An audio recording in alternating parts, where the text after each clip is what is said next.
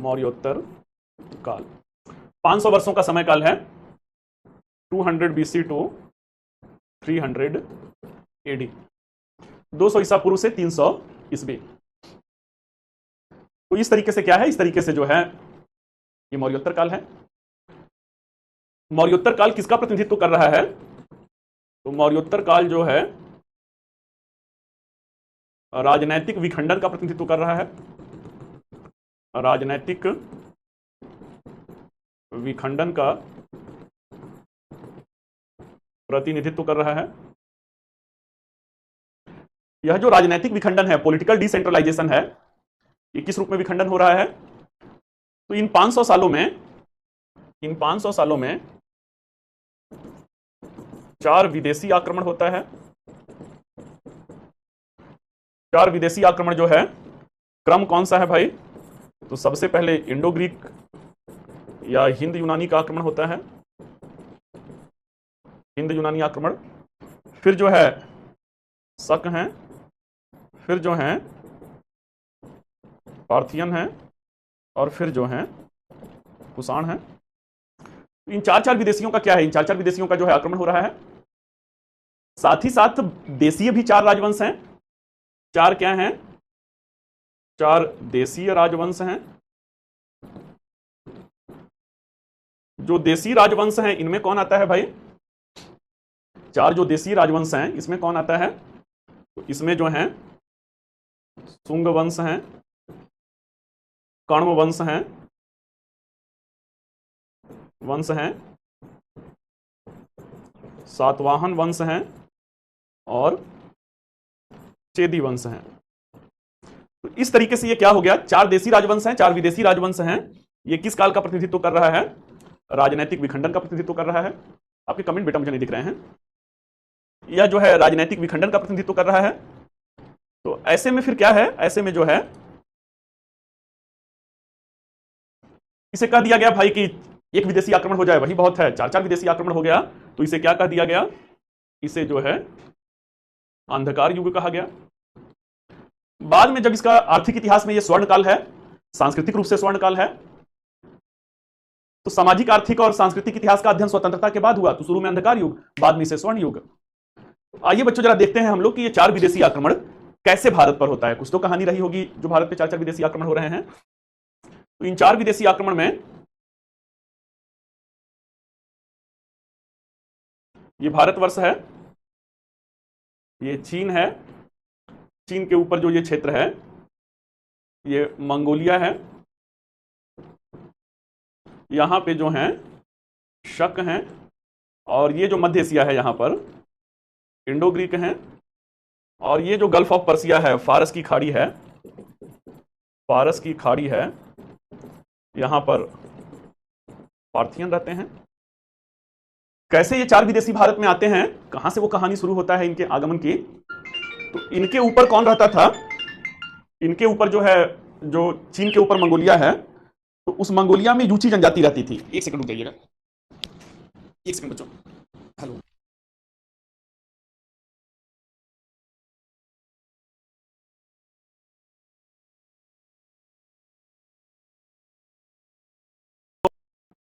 यूची जनजाति के लोग हैं,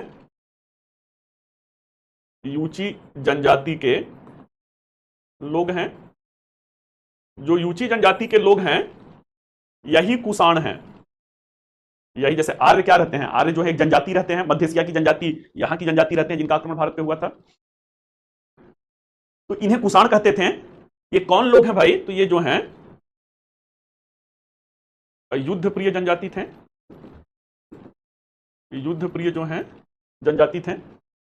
दे वेर द वैरियर कम्युनिटी। अब आर्य भी क्या थे? आर्य भी मध्य एशिया की जनजाति थे, युद्ध प्रिय जनजाति थे। उन्होंने सिंधु घाटी सभ्यता जो सप्त सिंधु प्रदेश में है यहां पे आक्रमण किया था।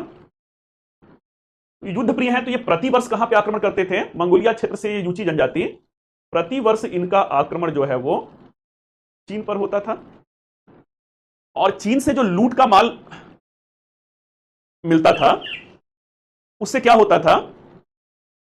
क्या बेटा गलत समझ में आया था?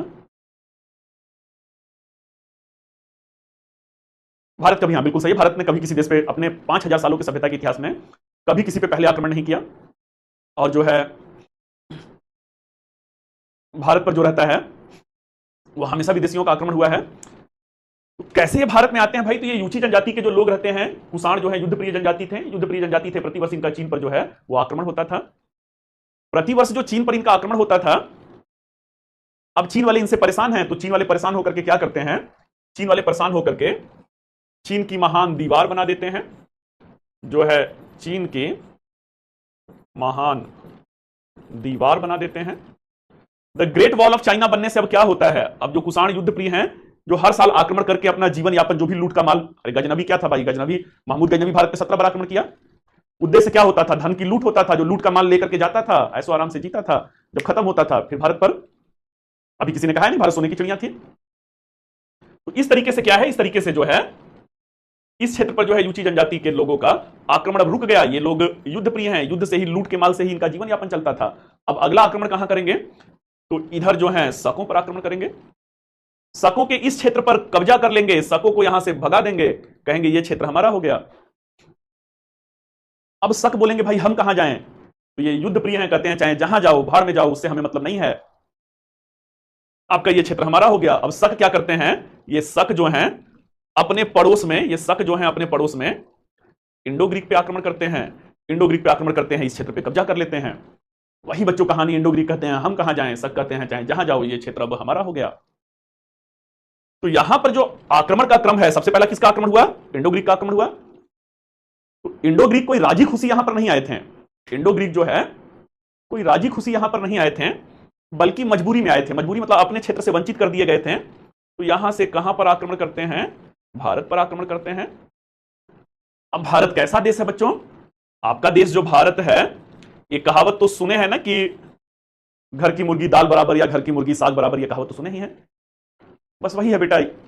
लग रहा है ना कि यहां पे सूरज देव जो हैं वो झुलसा देंगे। 46 डिग्री 47 डिग्री टेम्परेचर चल रहा है। बस एक आध सप्ताह का इंतजार कर लीजिए, झमाझम बारिश भी अपने ही देश में होता है। 2.5 महीने 3 महीने बारिश का मजा लीजिए। जो है 15 जून से बारिश, 20 जून से बच्चों शुरू होता है, जुलाई अगस्त सितंबर, 15 सितंबर से मानसून लौटता है। 3 महीने बारिश का मजा लीजिए। फिर उसके बाद थोड़ा सा गुलाबी मौसम और सर्दियों की शुरुआत अक्टूबर से नवंबर से। 3 महीने सर्दियों का मजा लीजिए, तब तक ऑड टू ऑटम है, पतझड़ की शुरुआत होगी। एक साल में बच्चों 4-4 मौसम बदलने वाला अगर दुनिया का कोई देश है, कोई मुल्क है, तो अपना भारत है। जाकर के उन पश्चिमी देशों वाले से पूछिए भाई ना, पश्चिमी देश जो लगातार ठंड में कपकपा रहे होते हैं, जाकर के उन पश्चिमी देश के लोगों से पता कीजिए जो है कि वो किस तरीके से अपना जीवन यापन बसर कर रहे होते हैं। तो ऐसे में जो है तो किस तरीके से यूज कर रहे होते हैं। ठीक लीजिए, एक सेकंड बच्चों, थोड़ा सा व्यवधान है, बस थोड़ा सा व्यवधान है।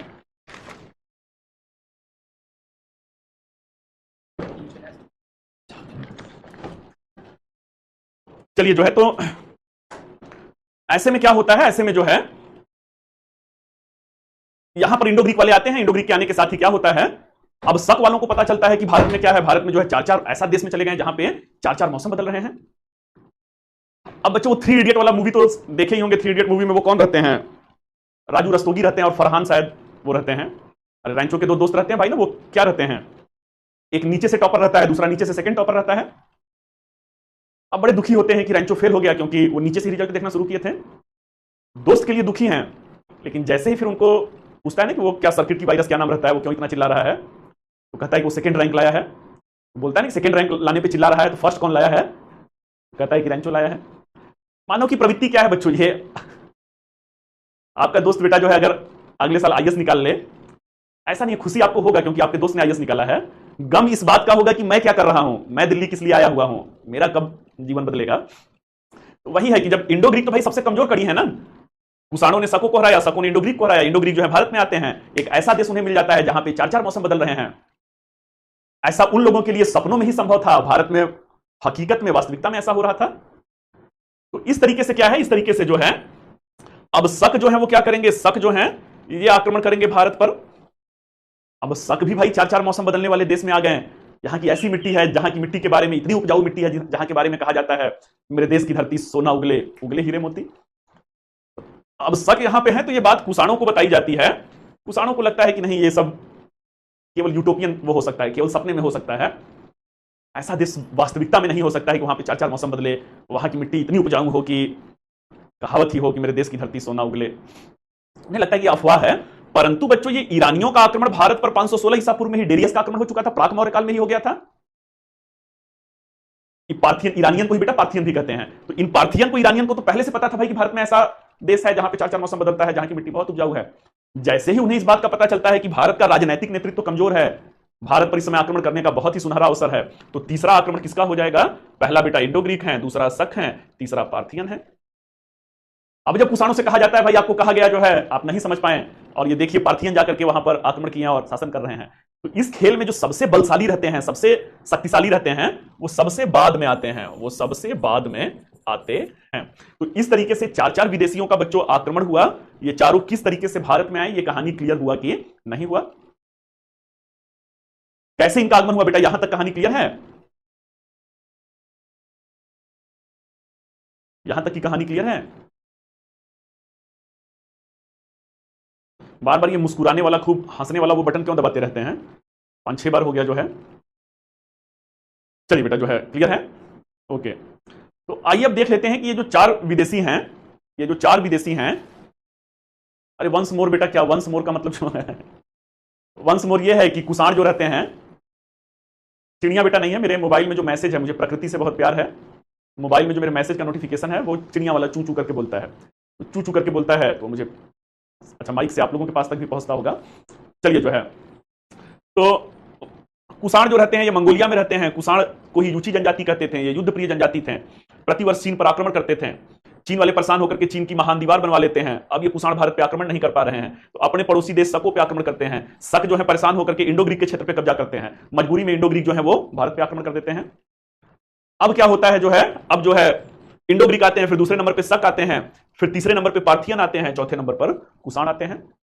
चलिए जो है, तो अब आगे बढ़ा जाए। जो 4 विदेशी राजवंश हैं, 1 बाय 1 करके, ऐसा है ना, ये मेंटरशिप से कैसे जुड़े और ये सब ना, ये सब बेटा हमें कुछ पता नहीं होता है। हम लोग टीचर हैं। आप मैनेजमेंट पे जो सपोर्ट सेक्शन है वहां पे कॉल कीजिए, या वहां पे जाइए, आप लोग का अगर कोई ग्रुप है तो वहां पे वो कीजिए, और वो मेंटरशिप कैसे मिलता है या वो सब जो है वहां से आपको आइडिया लगेगा।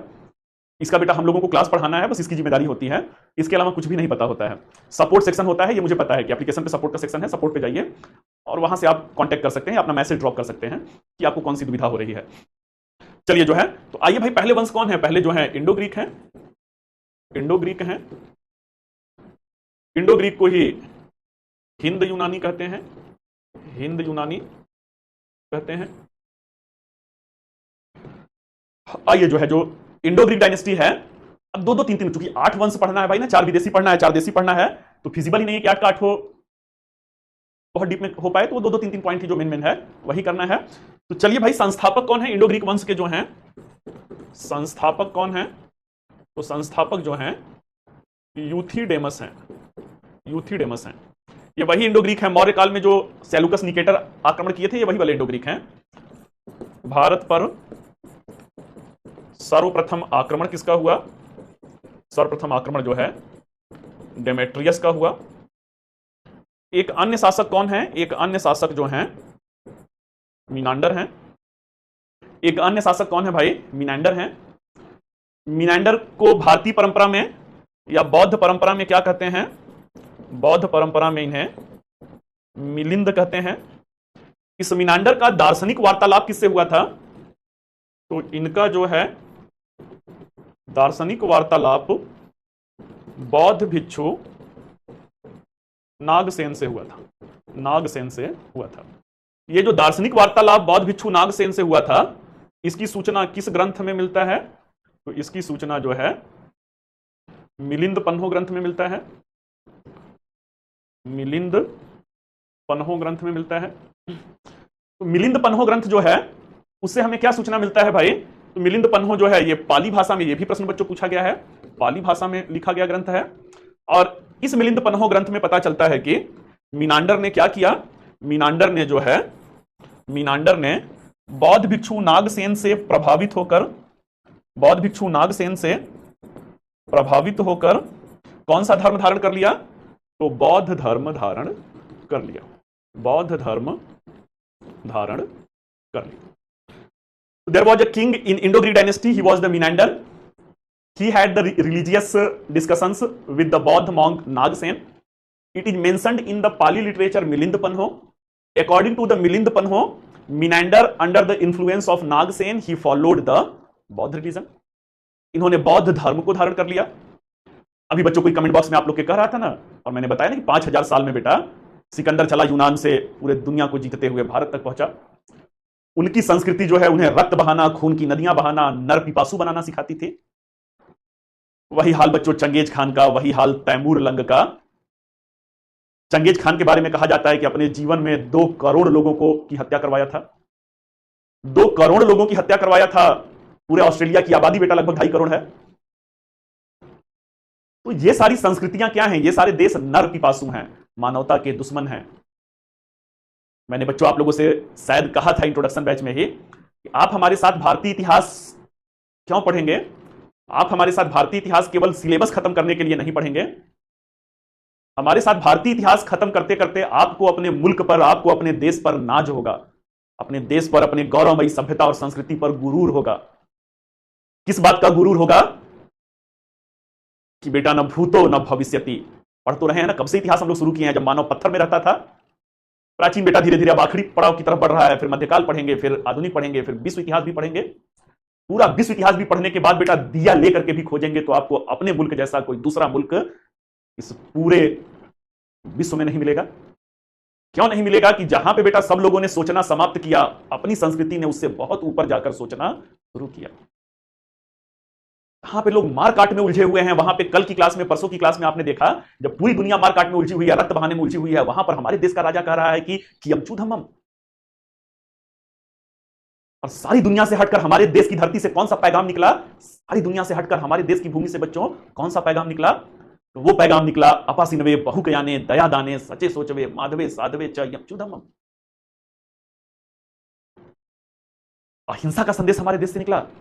और हमने बेटा जो है कभी किसी के ऊपर जोर जबरदस्ती करके, पूरे दुनिया के इतिहास में आप देखेंगे जबरन धर्मांतरण करवा रहे हैं, जबरन धर्मांतरण करवा रहे हैं। हमारे यहां पे बच्चों एक भी बता दीजिए इतिहास आप जो है कि किसी का जबरन धर्मांतरण करवाया गया हो। मैं एक उदाहरण की बात कर रहा हूं कि जबरन धर्मांतरण का एक उदाहरण बता दीजिए। आप बेटा जिस सभ्यता और संस्कृति के बारे में पढ़ रहे हैं, आप जो भारत की सभ्यता संस्कृति के बारे में पढ़ रहे हैं, अगर एक लाइन में कहा जाए तो इस संस्कृति की बुनियाद क्या है, इस संस्कृति की विशेषता क्या है? इस संस्कृति की बुनियाद है, जीते हो किसी ने देश तो क्या, हमने तो दिलों को जीता है। अरे सिकंदर ने देशों को जीता था, चंगेज खान ने देशों को जीता था, तैमूर लंग ने देशों को जीता था। जीते हो किसी ने देश तो क्या, हमने तो दिलों को जीता है। कहां नागसेन को कहा गया कि जबरन स्वीकार कर लो बौद्ध धर्म को? अरे भारतीय धर्म को, बौद्ध धर्म को हेय दृष्टि से देख रहे थे। बौद्ध भिक्षु नागसेन से बहुत ज्यादा जिरह भी करते हैं, और उस जिरह के बाद अंततः ऐसा नतमस्तक होते हैं कि कहते हैं धन्य है यहाँ का धर्म, धन्य है यहाँ की संस्कृति, और अपने धर्म को छोड़ करके बौद्धमय हो जाते हैं। यही तो बच्चों आपका गुरूर है, यही तो आपकी गौरवमयी सांस्कृतिक परंपरा की कहानियां हैं। तो चलिए भाई, इंडो ग्रीक के बाद फिर कौन आते हैं? इंडो ग्रीक के बाद जो है शक वंश आते हैं। कौन आते हैं? शक वंश आते हैं। शकों की भारत में कुल कितनी शाखाएं हैं? तो भारत में कुल 5 शाखाएं हैं। कुल 5 शाखाएं हैं। कौन कौन सी शाखाएं हैं भाई? कुल 5 शाखाओं में अफगानिस्तान शाखा है, दूसरा जो है पंजाब शाखा है, तीसरा जो है मथुरा शाखा है, चौथा जो है नासिक शाखा है, और 5वां जो है वो कौन सी शाखा है? तो 5वां जो है उज्जैन शाखा है। इन 5 शाखाओं में से हमारे लिए कौन सी इंपॉर्टेंट हैं? तो हमारे लिए बस ये 2 महत्वपूर्ण हैं। कौन सी शाखा? तो नासिक शाखा और उज्जैन शाखा। ये क्या हैं? ये 2 जो हैं महत्वपूर्ण हैं। अब इस तरीके से क्या है भाई? इस तरीके से जो है these 2 were the important branch of the Shaka dynasty। Nashik शाखा को कौन सा वंश कहते हैं? तो नासिक शाखा में छहरात वंश था। छहरात वंश के सबसे प्रमुख शासक कौन थे? तो सबसे प्रमुख शासक नहपाण थे। नहपाण उज्जैन वंश में कौन सी शाखा है भाई? उज्जैन शाखा में कौन सा वंश है? तो यहां पर कादर्मक वंश है। कादर्मक वंश के जो सबसे प्रमुख शासक हैं वो कौन है? तो कादर्मक वंश के सबसे प्रमुख शासक जो हैं वो रुद्रदामन है। वो रुद्रदामन है। ये वही रुद्रदामन है जिनका आप लोगों ने कौन सा अभिलेख पढ़ा था? जिनका आप लोगों ने जूनागढ़ अभिलेख कल मौर्यों की आर्थिक दशा में पढ़ा था। चलिए बच्चों, तो शक वंश भी समाप्त हुआ।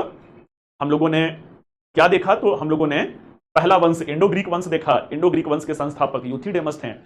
ये कहां पे थे? तो ये मध्य एशिया में थे। भारत पे सर्वप्रथम किसने आक्रमण किया? डेमेट्रियस ने किया। इस वंश के एक राजा मीनांडर थे, जिनको बौद्ध परंपरा में मिलिंद कहते हैं। बौद्ध भिक्षु नागसेन से इनका दार्शनिक वार्तालाप हुआ, जिसकी चर्चा पाली ग्रंथ मिलिंद पन्हों में मिलता है, और इन्होंने बौद्ध धर्म धारण कर लिया। इसके बाद बच्चों शक वंश है। शकों की भारत में कुल 5 शाखाएं। अफगानिस्तान शाखा, पंजाब शाखा, मथुरा शाखा, नासिक जो महाराष्ट्र में है वो शाखा, उज्जैन मध्य प्रदेश की शाखा। 2 शाखाएं ही महत्वपूर्ण है, नासिक और उज्जैन की शाखा। नासिक में कौन है? छहरात वंश है। छहरात वंश के सबसे प्रतापी शासक नहपाण है। उज्जैन में कादर्मक वंश है, इसके सबसे प्रमुख शासक रुद्रदामन है। चलिए बेटा जो है अब आगे बढ़ते हैं। तो मौर्योत्तर काल में आपने क्या देखा? कुल 8 वंश देखा था। 8 वंश में बच्चों थोड़ी सी आपकी समस्या का समाधान कर देते हैं। इन 2 का कोई योगदान नहीं है। जो पार्थियन वंश और कण्व वंश हैं, विदेशी में पार्थियन और देशी में जो कण्व वंश है, इनका कोई योगदान नहीं है। तो आपके लिए तो थैंक्स गॉड हो गया भाई कि 8 में से 2 का काम नहीं है, तो 6 ही पढ़ना है। तो आइए जो है बस केवल 2 लाइन में जान लेते हैं। अगला जो है कहां पे हम लोग आते हैं? तो अगला जो है पार्थियन वंश पे आते हैं। पार्थियन पर आते हैं। पार्थियन जो हैं इनके संस्थापक कौन थे? तो इनके संस्थापक जो हैं मिथ्राडेट्स थे। मिथ्राडेट्स थे। सर्व प्रमुख शासक कौन थे भाई? तो सर्व प्रमुख शासक जो हैं, सर्व प्रमुख शासक जो हैं कौन है? तो ये गोंडोफर्नीज हैं। कौन है? तो सर्व प्रमुख शासक जो हैं वो गोंडोफर्नीज हैं। तो गोंडोफर्नीज के समय में कौन आया था? गोंडोफर्नीज के समय में ईसाई धर्म के संत थॉमस आए थे। संत थॉमस भारत आए थे। बस बेटा, बस यही 2 पॉइंट इस वंश में जानना है। पार्थियन डायनेस्टी संस्थापक मिथ्राडेट्स हैं। सर्व प्रमुख शासक गोंडोफर्नीज हैं। ईसा मसीह के कुल 12 शिष्य, ईसा मसीह को सूली पे लटका दिया गया था, उनके कुल 12 शिष्य थे। 12 शिष्यों में से एक सेंट थॉमस थे। ईसा मसीह को सूली पे लटकाने के बाद वो लोग वहां से निकलते हैं और एक संत सेंट थॉमस भारत में आते हैं। चलिए यहां तक का मामला सही है। 3 वंश बेटा हुआ, इंडो ग्रीक हुआ, शक हुआ, पार्थियन हुआ, मामला सही है। इंडो ग्रीक के संस्थापक यूथिडेमस हैं। अगले शासक जो भारत पे आक्रमण किए वो डेमेट्रियस हैं। अगले जो है मीनांडर हैं, जो बौद्ध धर्म धारण कर लिए। उसी तरीके से शकों की 5 शाखा में 2 इंपॉर्टेंट, नासिक और उज्जैन। नासिक में जो है छहरात वंश, छहरात वंश में नहपाण है। उज्जैन में कादर्मक वंश, कादर्मक वंश में रुद्रदामन है। अगला जो है पार्थियन वंश। पार्थियन वंश के संस्थापक मिथ्राडेट्स थे। और इस तरीके से क्या है? इस तरीके से जो है गोंडोफर्नीज के समय में सेंट थॉमस भारत आए थे। बस 5-6 पॉइंट तो हुआ बेटा, इससे ज्यादा कुछ नहीं हुआ। आइए जो है अब अगले वंश पे हम लोग आते हैं। अगले वंश पे ऐसा बेटा ना, एक कहावत सुने, क्या नाम है इनका? नीरज शर्मा नाम है। तो शर्मा जी और भी कुछ लोग हैं जो पिछले भी क्लास में था, कोई था, इसी बैच में थे ना, कई बैच लिया जाता है, इसी बैच में शायद डीप में नहीं पढ़ाते हैं वाला डायलॉग चल रहा है। अगर सामने रहते बेटा ना, तो सामने मैं आपको बता देता कितने डीप वाले आप हैं। और बहुत पहले से समझा रहा हूं कि सामान्य अध्ययन है तो सामान्य अध्ययन को सामान्य अध्ययन रहने दीजिए। और बेटा एक कहावत है ना कि हमें तो अपनों ने लूटा, गैरों में कहां दम था। अगर डीप वाले हैं तो कौन आपको जबरदस्ती रोक रहा है? किताब का नाम बता दे रहा हूं। अगर सामर्थ्य है तो पढ़ लीजिएगा। प्राचीन भारत का इंसाइक्लोपीडिया माना जाता है। उपिंदर सिंह की बेटा प्राचीन भारत आती है। उपिंदर सिंह मनमोहन सिंह की लड़की हैं। आप पढ़िए, डीप में कितना जा पाते हैं। अगर प्री निकल गया बेटा डीप में घुसने के बाद तो हूं ही, बता दीजिएगा मुझे। बीए करके आए हुए होंगे, उसमें सब वो रट्टा पीसीएस, क्यों आईएएस की तैयारी कर रहे हो? पीसीएस वाली तैयारी में चले जाओ ना। पीसीएस वाले में पूछता है कि तिलक जी मर गए थे, बाल गंगाधर तिलक मर गए थे, तो उनको कंधा किसने दिया था? तो जा करके डीप में पढ़ते रहना है कि उनको दाहिना कंधा किसने दिया था, बायां कंधा किसने दिया था। कभी पूछेगा कि कफन किसने पहनाया था तिलक जी को, वो सब डीप में जाके रटते रहो जो है। ऑप्शनल में भी बेटा फैक्ट होता है। देखिए आईएएस में फैक्चुअल डेटा होता नहीं है, ऑप्शनल में एनालिसिस डीप में होता है। जो आप 15 क्लास में यहां पे समाप्त करेंगे, ऑप्शनल में वो 55 से 60 क्लासेज लगता है। ज्यादा डीप में अगर इतिहास जानना है तो आ जाइए, अगले महीना शुरू हो रहा है, 8 जुलाई से ऑप्शनल का बैच शुरू हो रहा है। आइए, जो है चल रहा है बेटा, साल भर होने वाला है ऑप्शनल का बैच, खत्म ही नहीं हो रहा है। अब वहां पे ऑप्शनल वाले में कुछ को बाई पकड़ा हुआ है, बाई पकड़ना तो समझ रहे, भूत पकड़ा हुआ है कि जल्दी से खत्म हो जाए। जहां डीप में पढ़ना है वहां पे भाग रहे हैं, जहां पे जनरल स्टडी करना है वहां पे डीप में चाहिए। चलिए, जो है तो अगले वंश पे हम लोग बेटा आते हैं। अगला वंश जो है कुषाण वंश है। कुषाण वंश जो है सबसे लास्ट में बच्चों जो है कुषाण वंश आया था।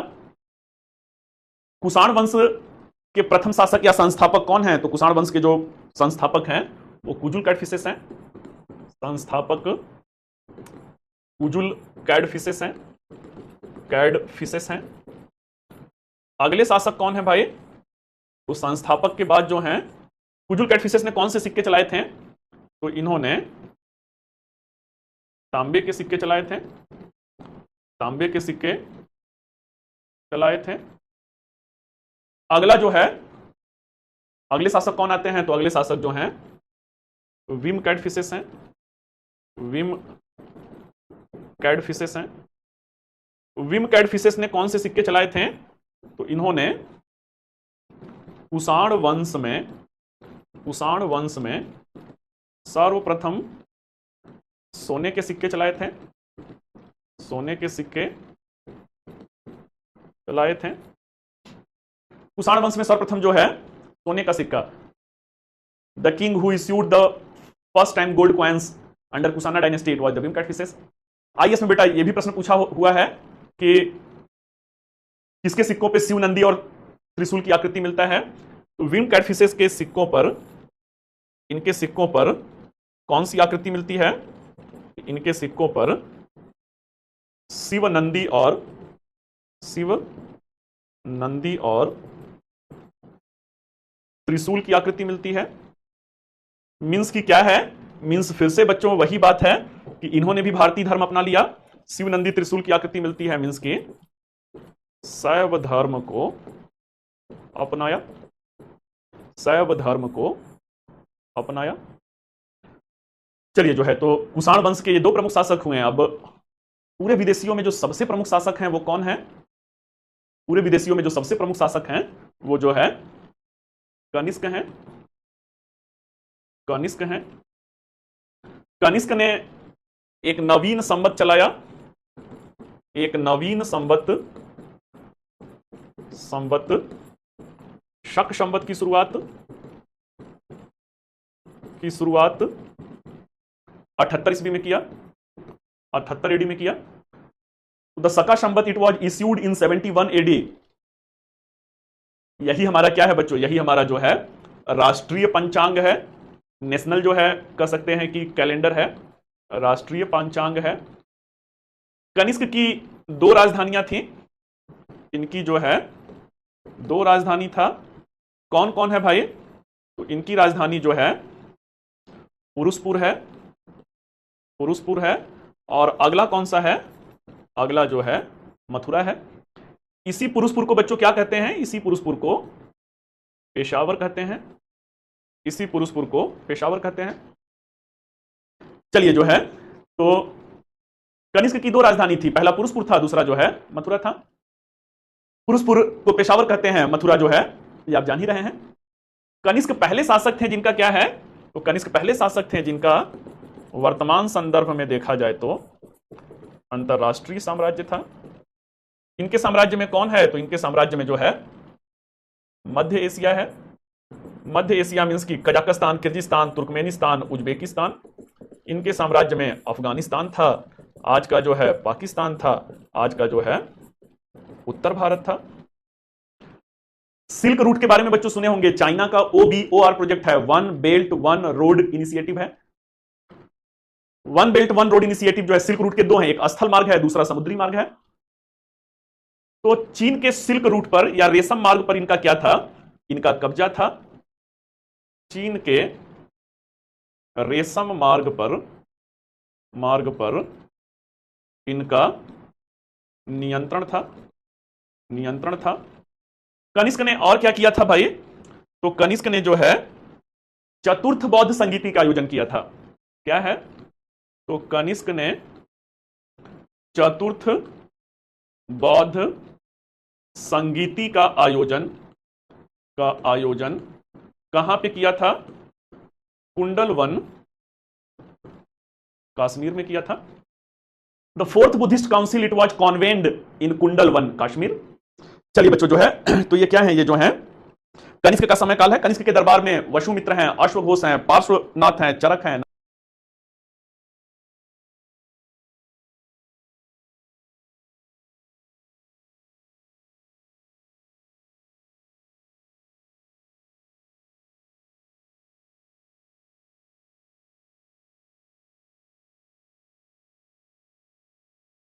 This is the something the technical glitch.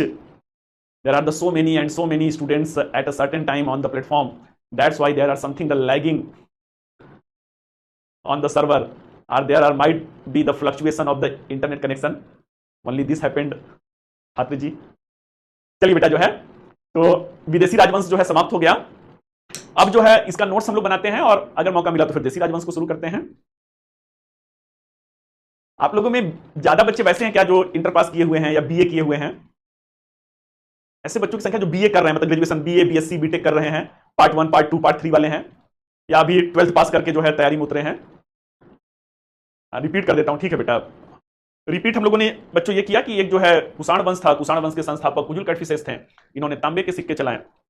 अगले शासक जो है वो विम कैडफिसेस आते हैं। विम कैडफिसेस ने सर्वप्रथम कुषाण वंश में सोने के सिक्के चलाए। इनके सिक्कों पर शिव हैं, नंदी हैं, त्रिशूल की आकृति है, जिससे यह हमें पता चलता है कि शैव धर्म को मानते थे। इस वंश के सबसे प्रतापी शासक कनिष्क हैं, जिन्होंने एक नवीन संवत शक संवत चलाया। इनका एक अंतरराष्ट्रीय साम्राज्य था, मध्य एशिया, अफगानिस्तान, पाकिस्तान, उत्तर भारत तक और चीन के रेशम मार्ग पर नियंत्रण था। इनकी 2 राजधानी थी, पुरुषपुर पेशावर है और मथुरा है। इनके समय में चतुर्थ बौद्ध संगीति का आयोजन कुंडल वन कश्मीर में हुआ था। कई सारे विद्वान इनके दरबार में रहते थे। वसुमित्र हैं, अश्वघोष हैं, चरक हैं, नागार्जुन हैं, पार्श्वनाथ हैं। तो इसी आधार पर क्या कहा जाता है? इसी आधार पर इसे स्वर्ण युग भी कहा जाता है। हाँ बेटा, आप लोगों के ना कमेंट के तरीके से ही मुझे लग रहा है कि ग्रेजुएशन वाले बच्चे, 12th पास वाले बच्चे जो हैं वो ज्यादा हैं। इसीलिए बेटा ना बड़ा जो स्मार्ट बच्चे हैं उनसे तो कनेक्शन जम रहा है, कनेक्शन का मिल रहा है। बाकी बेटा बीए वाले हैं, इसीलिए कनेक्शन से कनेक्शन लेवल जल्दी से उठाइए, जो है जल्दी से जो है लेवल अपना उठाइए बेटा। और आईएस से जब मैच करेंगे ना तो थोड़ी मेरी और आपकी बनना शुरू हो जाएगा, एक बॉन्ड बनना जो है शुरू हो जाएगा। अब आपको बेटा बहुत अच्छे से समझाने के चक्कर में अभी बीए पार्ट 1, पार्ट 2 वाले हैं, तो मैं आईएएस का लेवल तो गिराऊंगा नहीं। मुझे बेटा आपके स्तर पे नहीं आना है, आपको उठ करके धीरे धीरे आईएएस के स्तर पे आना है। आप आईएएस की तैयारी कर रहे हैं बच्चों ना। आईएएस जो है यूपीएससी, वो बीए की तैयारी थोड़ी कर रहा है कि यूपीएससी अपना स्तर गिरा के बीए पार्ट 1, पार्ट 2 के स्तर पे आ जाए। तो कुछ बच्चे अच्छे हैं भाई, कुछ बच्चे जो है उनका मैं देख रहा हूं उनको अच्छे से समझ में आ रहा है। अधिकांश बच्चे ऐसे हैं। तो बेटा मामला सही चल रहा है। तो गंभीरता से, अगर सही में बच्चों मन से आपने ठाना है कि आपको आईएएस करना है, आईएएस करना है, तो थोड़ा तेजी से अपना लेवल उठाते जाइए। लेवल उठाते जाएंगे तो आईएएस के लेवल पे जैसे ही आएंगे कनेक्शन बनना शुरू हो जाएगा। जिनका बच्चों का ऑलरेडी स्टैंडर्ड बढ़िया है, उनसे कनेक्शन बन रहा है, वो कमेंट बॉक्स में भी कह रहे हैं कि सर बहुत अच्छे से समझ में आ रहा है। चलिए बेटा, तो हाँ, ये सही करें। शंकरा जो है, ये हर बैच में ऐसे कुछ महान होते हैं।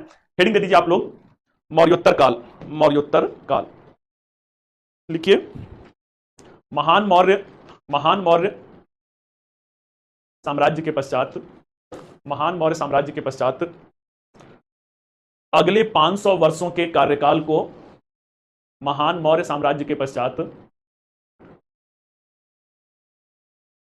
अगले 500 वर्षों के कार्यकाल को मौर्योत्तर काल कहते हैं। मौर्योत्तर काल कहते हैं। 500 वर्षों के कार्यकाल को मौर्योत्तर काल कहते हैं।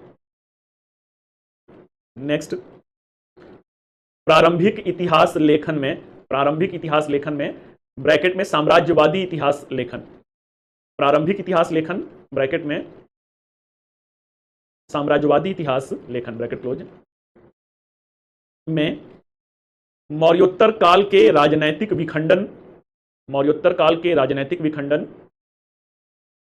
और 4 विदेशी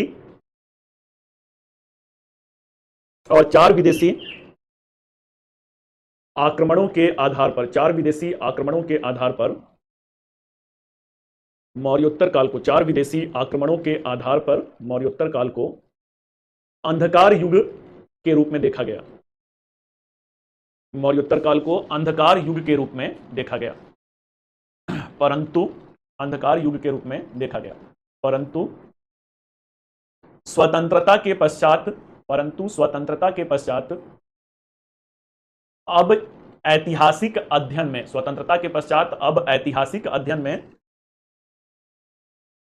राजनैतिक इतिहास की जगह, अब स्वतंत्रता के पश्चात ऐतिहासिक अध्ययन में राजनैतिक इतिहास की जगह, राजनैतिक इतिहास की जगह सांस्कृतिक इतिहास लेखन को प्राथमिकता दिया गया। राजनैतिक इतिहास लेखन की जगह सांस्कृतिक इतिहास लेखन को प्राथमिकता दिया गया। बोरिंग सा काम होता है बेटा ना, इसलिए नींद नहीं आता, जम्हाई आता है, क्योंकि पढ़ाते समय तो आदमी विषय में खोया रहता है। आपके लिए ये नया है, हम लोग को तो इसी साल ये चौथी बार, शायद चौथी या पांचवी बार मैं एनसीईआरटी हिस्ट्री पढ़ा रहा हूँ। ये थोड़ा सा बोरिंग सा होता है नोट्स बनवाना जो है। तो स्वतंत्रता के पश्चात राजनैतिक इतिहास की जगह सांस्कृतिक इतिहास अध्ययन को प्राथमिकता दिया जाने लगा, तथा इस आधार पर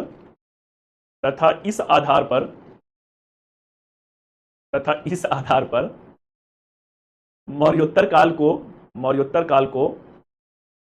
अद्यतन इतिहास लेखन में, इस आधार पर मौर्योत्तर काल को अद्यतन इतिहास लेखन में कुछ इतिहासकारों ने स्वर्ण युग के रूप में देखे जाने की बात कही है, स्वर्ण युग के रूप में देखे जाने की बात कही है। अब हेडिंग दे दीजिए, मौर्योत्तर काल में विदेशी आक्रमण। हेडिंग देना है मौर्योत्तर काल में विदेशी आक्रमण, और उसमें बच्चों हेडिंग दे दीजिए हिंद यवन या इंडो ग्रीक आक्रमण। हिंद यवन या इंडो ग्रीक आक्रमण। लिखिए, इस वंश के संस्थापक यूथिडेमस थे। इस वंश के संस्थापक यूथिडेमस थे तथा डेमेट्रियस के द्वारा, इस वंश के प्रथम शासक यूथिडेमस थे तथा डेमेट्रियस के द्वारा भारत पर सर्वप्रथम आक्रमण किया गया। नेक्स्ट, अगला पॉइंट बच्चों, इंडो ग्रीक की भारत में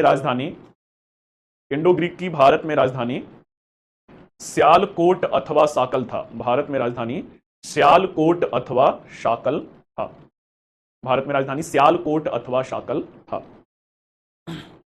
नेक्स्ट, हिंद यवन प्रथम शासक थे। अगला पॉइंट है, हिंद यवन प्रथम शासक थे जिन्होंने तिथि युक्त सिक्के जारी किए। हिंद यवन प्रथम शासक थे जिन्होंने तिथि युक्त सिक्के जारी किए।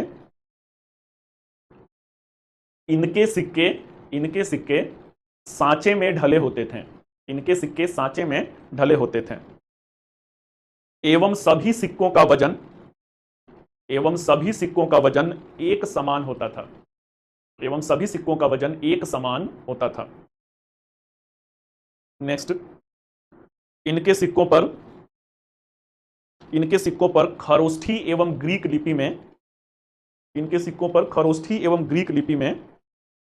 लेख अंकित है। इनके सिक्कों पर खरोष्ठी एवं ग्रीक लिपि में लेख अंकित है।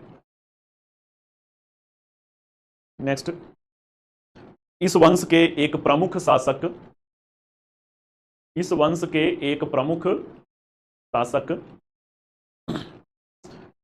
मीनांडर ब्रैकेट में बौद्ध परंपरा के अनुसार मिलिंद। इस वंश के एक प्रमुख शासक मीनांडर ब्रैकेट में बौद्ध परंपरा के अनुसार मिलिंद थे, जिनका बौद्ध भिक्षु नागसेन के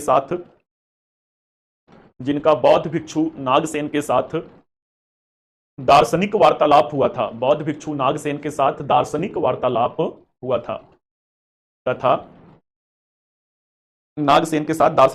हुआ था तथा बाद में मीनांडर ने बौद्ध धर्म धारण कर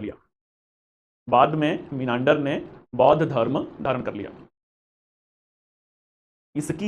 इसकी सूचना या इसकी कहानी हमें हमें पाली ग्रंथ मिलिंद पन्हों से मिलता है। इसकी कहानी हमें पाली ग्रंथ मिलिंद पन्हों से मिलता है। नेक्स्ट है, हेडिंग दे दीजिए शक वंश। शक वंश लिखिए, हिंद यवनों के पश्चात, हिंद यवनों के, शक वंश का हेडिंग है हिंद यवनों के पश्चात दूसरी विदेशी शक्ति के रूप में, दूसरी विदेशी शक्ति के रूप में शकों का भारत में आगमन हुआ। दूसरी विदेशी शक्ति के रूप में शकों का भारत में आगमन हुआ।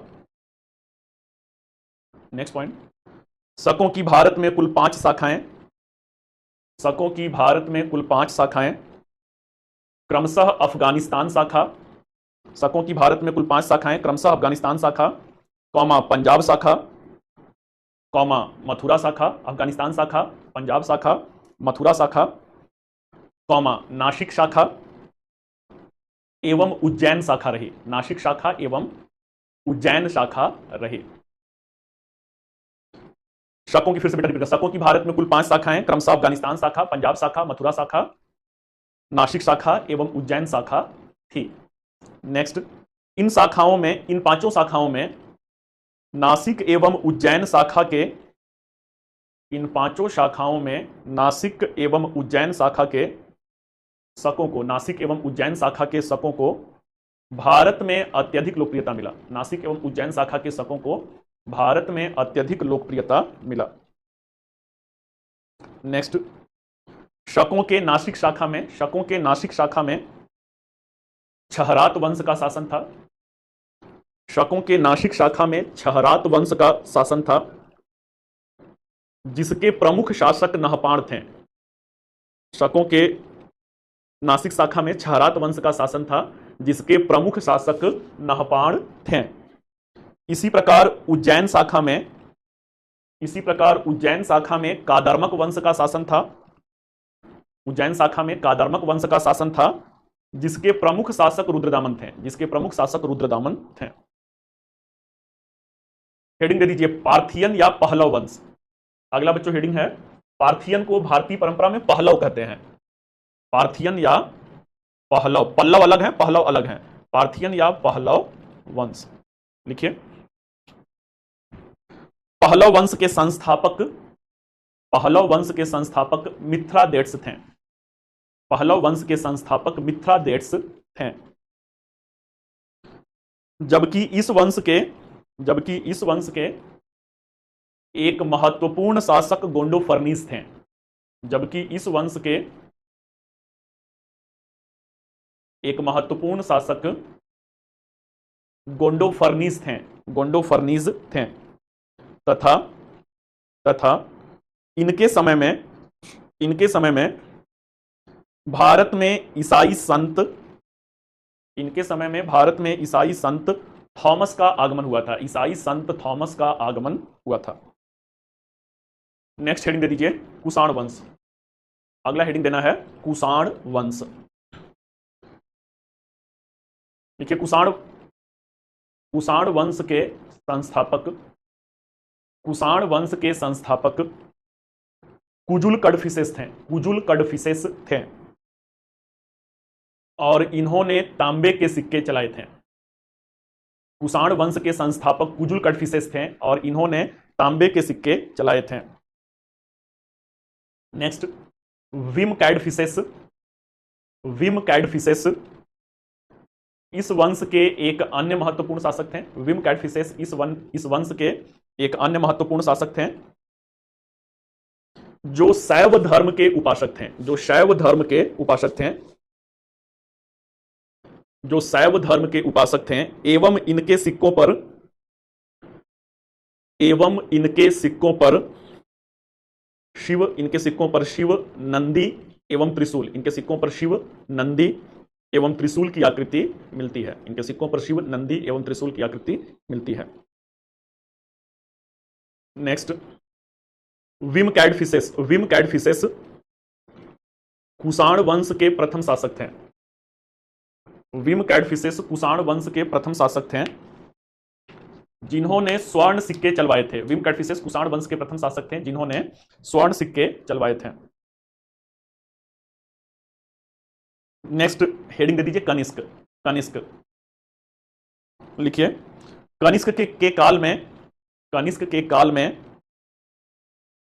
उनके साम्राज्य में आज के मध्य एशिया का भूभाग, उनके साम्राज्य में आज के मध्य एशिया का भूभाग, कौमा अफगानिस्तान, कौमा पाकिस्तान और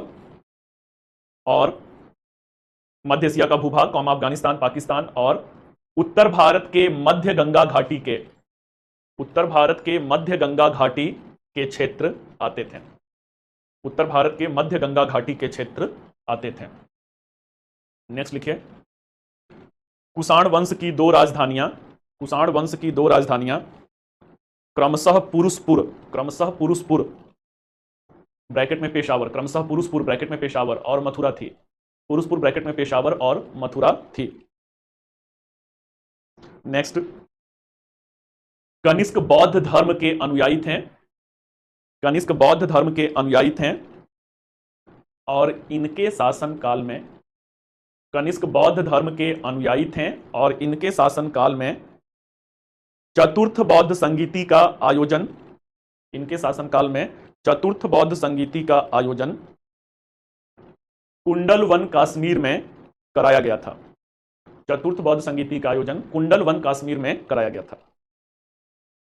नेक्स्ट, कनिष्क के द्वारा 78 ईस्वी में, कनिष्क के द्वारा 78 ईस्वी में शक संवत का, कनिष्क के द्वारा 78 ईस्वी में शक संवत का प्रचलन किया गया, शक संवत का प्रचलन किया गया और इन्हें दूसरा अशोक भी कहा जाता है, और इन्हें दूसरा अशोक भी कहा जाता है। अंतिम पॉइंट है बच्चों, कनिष्क के दरबार में वसुमित्र अश्वघोष, कनिष्क के दरबार में वसुमित्र अश्वघोष, पार्श्वनाथ चरक, कनिष्क के दरबार में वसुमित्र अश्वघोष, पार्श्वनाथ चरक, नागार्जुन जैसे विद्वान, नागार्जुन जैसे विद्वान संरक्षण पाते थे, नागार्जुन जैसे विद्वान संरक्षण पाते थे। चलिए बच्चों, जो है अब हम लोग आगे बढ़ते हैं और देसी राजवंश पर आते हैं। कहां पर? देसीय राजवंश पर आते हैं। तो मौर्योत्तर काल, मौर्योत्तर काल 500 वर्षों का समय काल, 200 ईसा पूर्व से लेकर 300 ईस्वी तक। 200 ईसा पूर्व से 300 ईस्वी तक में 4 विदेशी राजवंश थे, 4 विदेशी आक्रमण हुए थे। किसका किसका हुआ था? तो सबसे पहले इंडो ग्रीक आए, उसके बाद शक आए, उसके बाद कुषाण आए, फिर जो है पार्थियन आए।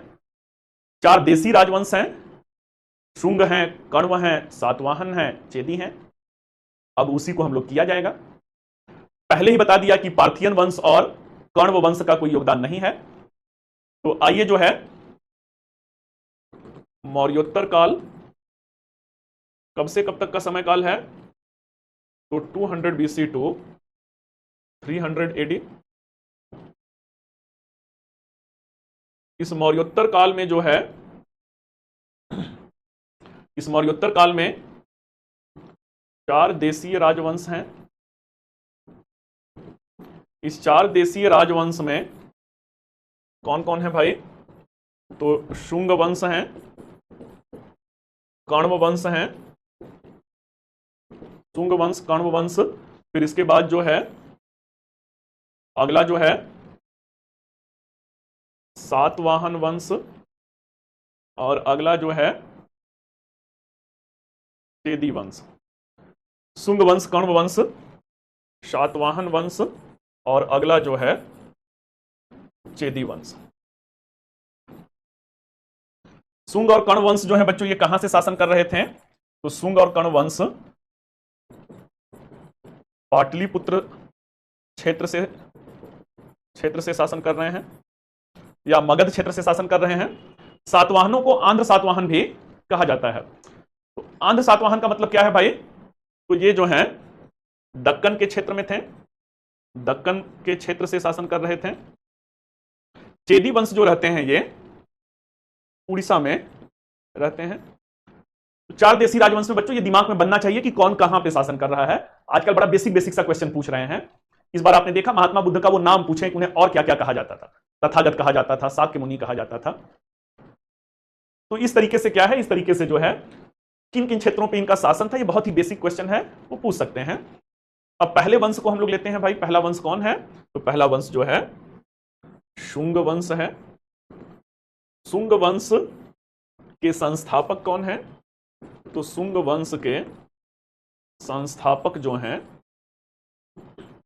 पुष्यमित्र शुंग है। पुष्यमित्र शुंग है। पुष्यमित्र शुंग जो है ये कौन रहते हैं? तो ये जो है अंतिम मौर्य सम्राट बृहद्रथ के सेनापति थे। Pushyamitra Shunga he was the military commander of the last Mauryan king Brihadratha. अब क्या है भाई, ये बृहद्रथ की हत्या करते हैं, हत्या करके शुंग वंश की स्थापना करते हैं। पुष्यमित्र शुंग क्या है? तो ये प्रारंभ में बौद्ध धर्म विरोधी रहते हैं। बौद्ध धर्म विरोधी थे। और इन्होंने क्या किया? सम्राट अशोक ने सांची स्तूप बनाया था। सांची स्तूप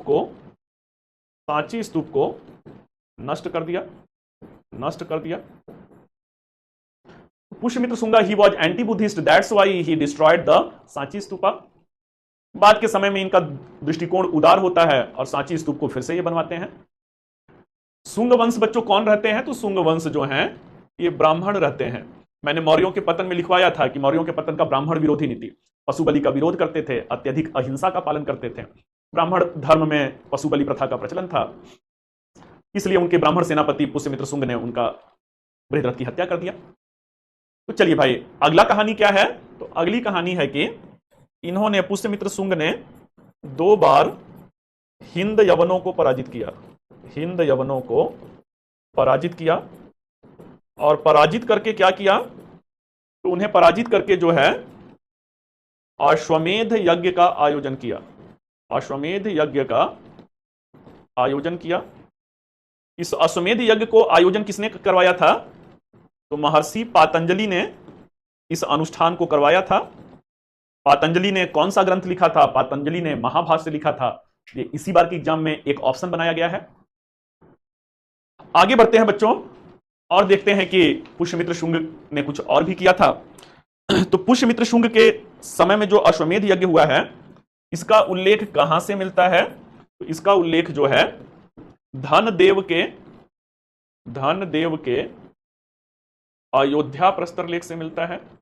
अयोध्या प्रस्तर लेख से मिलता है। चलिए भाई, तो Dhandev Ayodhya inscription, it mention that Pushyamitra Shunga who convent the अश्वमेध यजनाज। पुष्यमित्र शुंग के बाद कौन आते हैं? तो पुष्यमित्र शुंग के बाद अग्निमित्र बच्चों शासक आते हैं। अगले शासक कौन हैं? तो अगले शासक जो हैं अग्निमित्र हैं।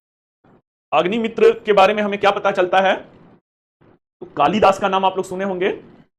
कालिदास की कौन सी रचना है? तो कालिदास की जो है मालविकाग्नि मित्रम रचना है। मालविकाग्नि मित्रम जो रचना है, इसके नायक कौन है? इस ग्रंथ के नायक मींस की नाटक के हीरो कौन है? तो हीरो जो है अग्निमित्र हैं। नायिका बच्चों कौन है? तो नायिका जो है मालविका है। तो चलिए जो है ये अग्निमित्र हो गए। अंतिम एक शासक कौन है? भागभद्र हैं। भागभद्र के दरबार में अग्निमित्र के बाद कौन है? अग्निमित्र के बाद भागभद्र हैं। भागभद्र के दरबार में ग्रीक राजा के राजदूत कौन आए थे? हेलियोडोरस आए थे। जगह हैं बेटा या नींद उड़ा रहा है? जगह हैं। तो भागभद्र के दरबार में ग्रीक राजा के दूत हेलियोडोरस आए थे। इनका हेलियोडोरस का एक अभिलेख है। कहां पर? तो इनका अभिलेख बेसनगर, विदिशा मध्य प्रदेश में है। इसी को क्या कहते हैं? बेसनगर का गरुण स्तंभ लेख।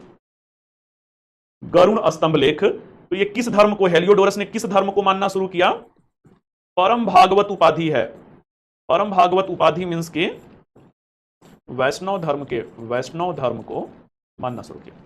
इसी को बच्चों कहते हैं ना, जीते हो किसी ने देश तो क्या हमने तो दिलों को जीता है।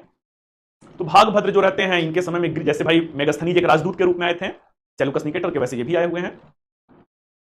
तो ग्रीक राजा जो के राजदूत हेलियोडोरस आते हैं, इनका जो है बेस नगर मध्य प्रदेश में एक अभिलेख मिलता है, उसमें इनकी उपाधि परम भागवत की, मतलब वैष्णव धर्म को मानते थे। अगला कौन है भाई? तो अगला जो है कण्व वंश है। कण्व वंश है, मैंने कहा इसका कोई योगदान है ही नहीं। शुंग वंश के अंतिम शासक कौन थे? के अंतिम शासक देवभूति थे। देवभूति की हत्या किसने किया? तो देवभूति की हत्या जो है वासुदेव ने किया। वासुदेव ने किया। और यही वासुदेव क्या हैं?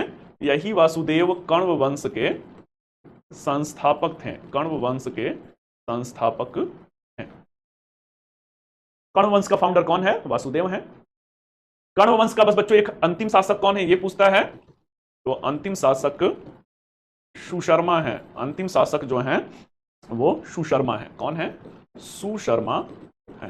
राजधानी पाटलिपुत्र ही रहती है। कण्व वंश भी कौन है? कण्व वंश भी, ये भी ब्राह्मण है बच्चों। कौन है? ब्राह्मण है। तो चलिए जो है आज की कहानी बच्चों यहीं पे हम लोग समाप्त करते हैं। और थोड़ा सा हौच पौच हो जाएगा, बहुत सारा इसमें फैक्चुअल वो आ जाता है। 4 विदेशी आक्रमण हुआ, भले 2-2 3-3 ही पॉइंट जानना है। उसके बाद 2 जो है देसी राजवंश हो गए। तो यहीं पे बच्चों कहानी को हम लोग समाप्त करेंगे। अगर कोई डाउट है तो आप फटाफट जो है पूछ सकते हैं।